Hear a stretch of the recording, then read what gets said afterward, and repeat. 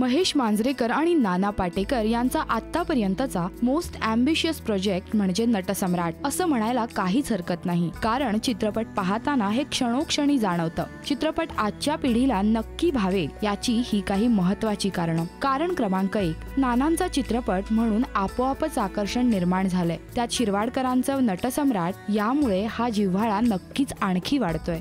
प्रेक्षकांकडून हीच एक जमेची बाजू चित्रपटाला वर उचलून धरते. चित्रपटाचे संवाद, त्यात दडलेला अर्थ आणि या अनुषंगाने कलाकारांनी केलेला अभिनय नक्कीच चित्रपटाला उचलून धरतोय. ही कथा तशी बऱ्यापैकी जुनी, परंतु त्याला काळाचं बंधन नाही. आजही ती तितकीच जवळची आणि ओळखीची वाटते. काहीच बदललं नाहीये याची जाणीव करून देते.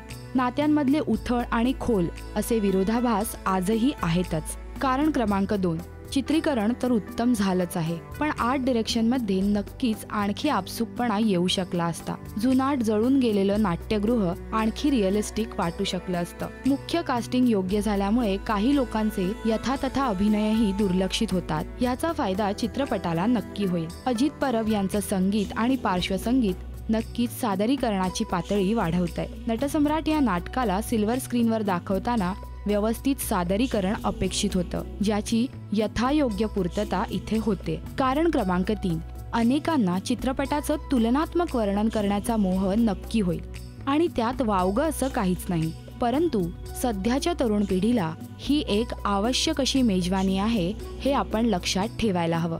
कारण कदाचित शिरवाडकरांची ही कथा फार छान होती, या पलीकडे जाऊन आजच्या पिढीला याबाबतचं फारसं ज्ञान मिळालं नसतं. परंतु ह्या चित्रपटातून त्यांना बऱ्याच अंशी शिरवाडकरांच्या ह्या एका महान साहित्याची प्रचिती येते. त्यामुळे नक्कीच हे पुनरुज्जीवन फायद्याचंच ठरणार आहे, यात शंका नाही. कारण क्रमांक 4, चित्रपटाचे संवाद आणि त्या संवादांना नाना पाटेकर आणि अर्थात मेधा मांजरेकर यांनी दिलेला न्याय, या दोन्ही गोष्टी तुम्हाला खिळवून ठेवतील. खूप काही अंगावर येतं. खरं तर उसंतच मिळत नाही.